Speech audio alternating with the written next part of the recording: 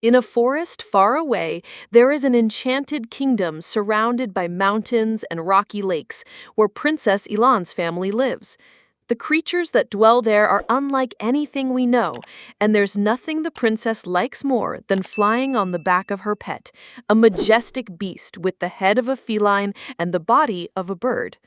After a long morning of flying in the company of her friends, Ilan returns to Lyria and heads to the castle as she has another royal appointment to fulfill. That day, the girl is turning 15. She informs her friends that she won't be able to invite them to the party as her parents have decided to hold a ceremony only for her closest family members. Upon arriving at the palace, the girl is greeted by Flink, and Minister Nazara takes her to the room where her parents, who have been turned into monsters, are attempting to devour Minister Bonar. Luckily, Ilan knows how to distract them and plays with her parents as if they were pets. A few months ago, the king and queen were cursed and transformed into those beasts. So far, no one has been able to figure out how to reverse the spell, and Ilan, along with the castle staff, has done everything to keep the curse a secret to avoid causing panic among the kingdom's residents. Even in the face of everything she's endured in recent months, and knowing she runs the risk of never getting her parents back, Ilan always manages to stay calm and does her best to make up for the absence of the king and queen.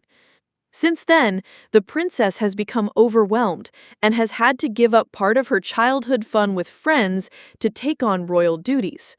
After locking her parents back in their cages, Ilan discovers that General Cardona is once again trying to enter the palace to speak with the king and queen. The problem is that the soldiers still don't know about the curse, and every time the general appears, the ministers must come up with an excuse to explain the royal couple's absence. This time, Bonar claims they've gone away for medical tests. Cardona, however, insists that she'll return the next day and won't leave until she meets the king and queen in person. Each passing day makes Ilan more apprehensive. Nearly a year has passed, and no one has discovered how to bring her parents back to normal.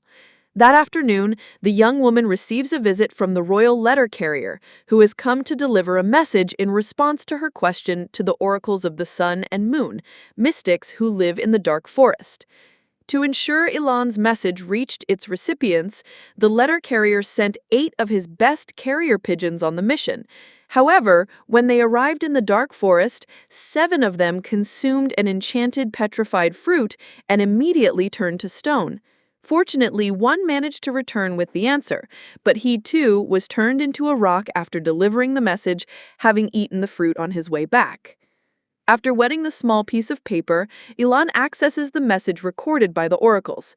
The creatures introduce themselves and say they were intrigued by the spell cast on the king and queen and have decided to go to the palace in person on the princess's birthday to analyze the case.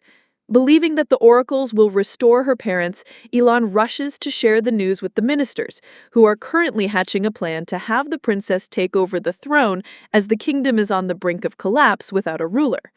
When Ilan breaks the news, Nazara and Bonar celebrate, but warn her that if the king and queen are not returned to normal, they will be sent to the countryside where they can run freely through the fields and the princess can visit them whenever she likes. However, she will have to take over the throne. Though she knows she's not ready to be queen, Ilan agrees to the plan, confident that the oracles will solve everything. That afternoon, while celebrating her birthday with her parents and the castle staff, the princess is informed of the arrival of the oracles of the sun and noon. She is surprised to discover they are not as mystical as she had imagined. After receiving his payment for transportation, the giant toad who brought them leaves and Luno and Sunny introduce themselves. The truth is, they believed Elan was speaking metaphorically when she referred to her parents as monsters in her letter, assuming it was part of a teenage rebellion. However, upon discovering that the king and queen have truly been bewitched, the oracles reveal that if they don't return to normal soon, they will remain monsters forever. Just as they're about to explain how to break the curse, Luno and Sunny are devoured by the queen, but the monster soon spits them back out, unharmed. At that moment, the king begins chasing them, and the oracles leap from a window in a desperate attempt to escape. Luckily, they are rescued by the giant toad and taken back to the dark forest. Looking out the window, the princess watches her only hope slip away and despairs. Frustrated, Elon asks the ministers to prepare the coronation ceremony, accepting that she must now become queen. That night, the young girl takes a piece of cake to her parents. As she laments the fact that they may never return to normal, she wanders into the palace's main hall, now completely destroyed by the monsters. As she moves through the various rooms, Elon recalls fond memories of her childhood with her parents. That night, she dreams of the moments she wishes she could relive. But when she wakes, she realizes the king and queen have escaped. She forgot to lock the gates. Now the monsters are loose in the city, terrifying the residents, and she must act quickly before her parents are eliminated by General Cardona's battalion. Seeing her parents surrounded by guards, Elon realizes she has no choice but to reveal the kingdom's secret. She publicly declares that the monsters are, in fact, the king and queen. That night, the citizens gather at the palace to ask questions about the future of Lyria. They are delighted to learn that the princess will take over the throne. But for their own safety, they demand the monsters be sent far away. General Cardona agrees, believing the king and queen are a threat to the people. The next morning, while brainstorming ways to save her parents, Elon notices Flink behaving suspiciously. She discovers a magical device the oracles left behind in their escape. Pressing one of the buttons, she contacts the duo and begs them to return, but Luno refuses. Sunny, however, advises Elon to use the device to track their hiding place in the dark forest. With the controller in hand, Elon transforms her parents' cages into a means of transport. The red carpet becomes a carriage to carry her and Flink. Believing the princess is in danger, Cardona gives chase on horseback. As Elon takes the reins of the carriage, she enlists Flink's help to use the magic controller to stop the soldiers pursuing them. When Cardona orders the gates closed to trap them, Flink opens the passage with magic once again. Even after leaving the kingdom, the royal family remains under pursuit. Elon summons monsters to try to stop the army, but Cardona hitches a ride on the flying feline to ensure the princess doesn't escape. The royal family is about to enter the forest when Minister Nazara throws her husband on top of the carriage so that he can try to convince Elon to give up the flight. At this point, Flink is almost crushed, but manages to use his control to switch bodies with Bonar. Then, as the carriage climbs the cliff that protects the kingdom, Flink falls out of the vehicle, and the minister panics when he realizes that he has swapped bodies with the rodent. Thanks to the magic control, the girl manages to enter the forest with her parents, and after falling, the monsters manage to escape from their cages. By now, Bonar is panicking because he doesn't know how to return to his body, but Elon tries to calm him down by telling him that very soon they will meet the oracles, then Luno and Sunny will sort out all the confusion. At that moment, Bonar begins to smell different aromas coming from the forest and realizes that being in the body of a rodent also has its advantages, as he now has a much more accurate sense of smell. Suddenly, the princess sees the bush in front of her turning into an owl, and the bird flies away, leaving its giant eggs behind. As she gets closer, Ellen realizes that these aren't real eggs, but the hiding place of Luno and Sunny. After returning the magical control to the oracles, the princess asks them to undo the spell, but Sunny reveals that he doesn't have enough power to do so. According to the pair, only the king and queen can undo the curse. Upon hearing this, Ellen loses all hope of ever seeing her parents again, as she knows that under these conditions they have no way of undoing the spell. However, the oracles say there is still hope and explain that the king and queen only turned into monsters because the curse caused them to lose their light. Then Luno and Sunny reveal that in order to become human again, all they need to do is recover their glow so that the couple can get rid of the darkness. According to the pair, at the top of the highest mountain in the dark forest is the Lake of Light. To help her parents regain their humanity, Ellen must take them there. During her journey, the princess has to be careful not to be overtaken by the shadows, because they feed on bad feelings and get bigger and bigger until they make you lose yourself inside yourself. After receiving all the necessary guidance, Ellen begins her journey, and the oracles say that the light will guide her to the lake. When the young girl and her parents go their separate ways, Luno and Sunny return home, and the owl returns to protect the hideout. Even against his will, Bonar follows the princess, because in order to recover his body, he needs to return safely to the kingdom of Lubria. A few hours later, when she reaches the halfway point, the princess spots some soldiers flying over the forest and calls her parents to hide inside the trunk of a large tree that has been felled. However, while the royal family is hiding, Bonar starts shouting for help in an attempt to attract the soldiers' attention, and the girl has to go and get him before Cardona finds them.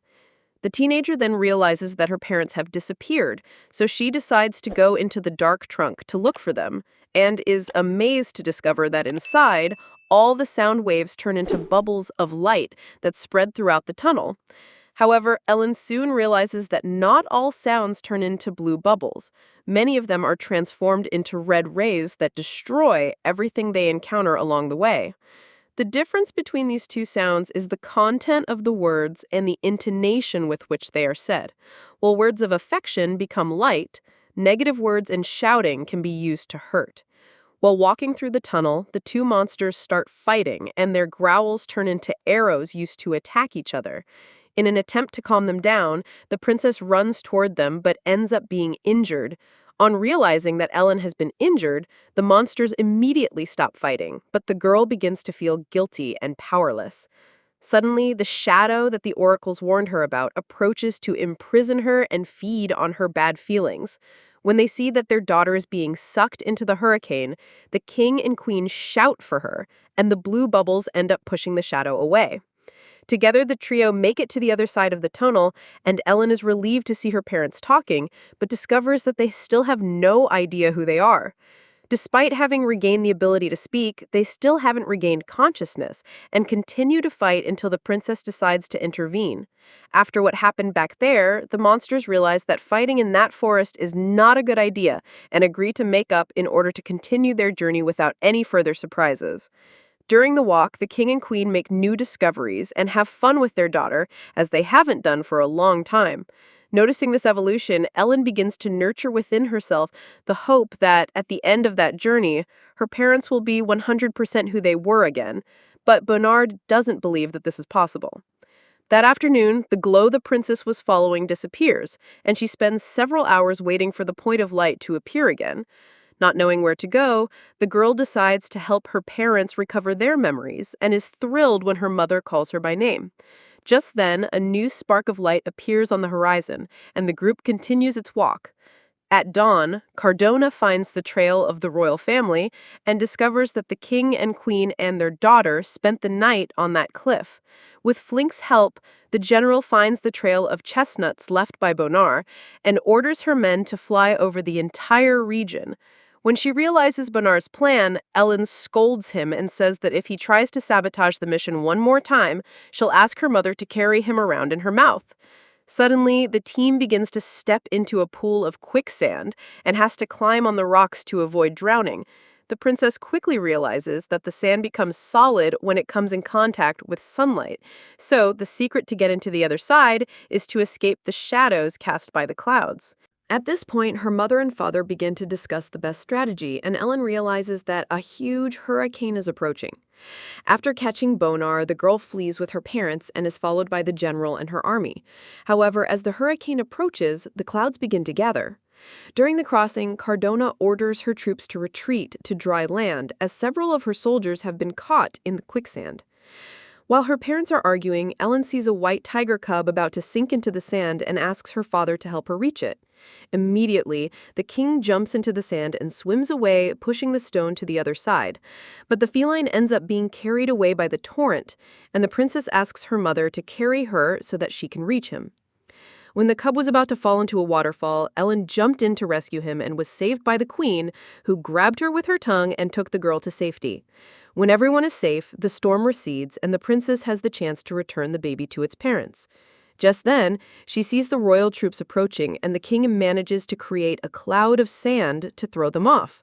With the help of the flying felines, the group manages to reach the labyrinth, but Ellen and Bonar end up getting lost from the rest of the team. Suddenly, they are surrounded by hundreds of flinks, and Bonar is terrified at the sight of these rodents. But the princess knows they are harmless and asks for their help to find her parents.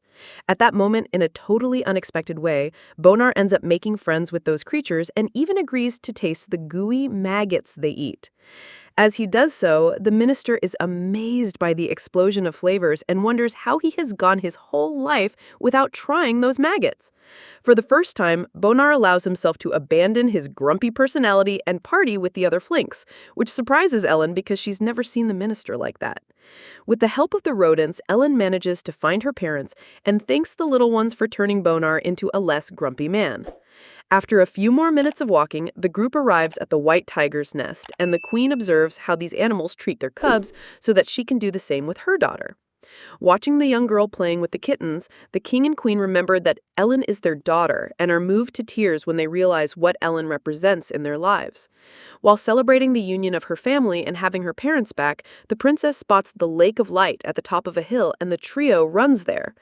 After climbing the mountain, Ellen runs to the lake and is bathed in the light, but when her parents approach, the waves move away and form a mirror so the couple can discover why they were like that. The truth is that the king and queen were crossing the dark forest when they suddenly started arguing, and without realizing it, were caught in the shadow cyclone. After finding out what happened, the couple begins to question whether they still want to be together, as they have stopped bringing out the best in each other. When she learns that her parents are thinking of separating, Ellen is once again consumed by bad feelings and ends up drawing the shadow cyclone toward her. Furious, the girl decides to run away from her parents, feeling wronged. After all the effort she has made to rebuild her family, they are thinking of separating. Consumed by hatred and resentment, Ellen ends up being overtaken by the shadow, and when her parents try to reach her, they are captured by the royal guards, who use muzzles to stop the monsters from attacking and imprison them in cages. Believing that the princess is missing, Cardona orders her troops to split up to look for her, and Bonar decides to ask for the help of the flinks to stop them. During the battle, the minister asks for Flink's help to free the king and queen, who, after getting rid of their muzzles, order Nazara and the general to stop the attack. When they realize that their majesties are back, the minister and all the soldiers bow before them, and King Solon asks for Cardona's help to save his daughter. At this point, the princess is caught up in a whirlwind of emotions and decides to destroy her happiest memories in an attempt to get rid of the one she has with her parents. Realizing that they are about to lose their daughter, the couple unites to pour the light of the lake on her, and seeing all the effort her parents are making to save her, Ellen forgets the resentment she was harboring in her heart. Suddenly, the princess comes face to face with her younger self and reveals that she would like to go back in time to relive all those happy moments she had with her parents. However, she accepts that all those memories are in the past and makes peace with herself, knowing that change is part of life. At that moment, Ellen runs to her parents and hugs them, realizing that the fact they want to separate has nothing to do with her. Together, the family fills the lake with light again, and the king and queen become human once more. Then, Flink and Lonar return to their respective bodies, and so the journey through the dark forest is complete. A year later, on Ellen's 16th birthday, the girl is grateful that her life has returned to normal, even though her parents now live separately. When she arrives at the castle, the princess is greeted by all her friends and relatives who have prepared a big surprise party for her. This year, Ellen has the chance to celebrate her birthday properly, in the company of all the people she loves most.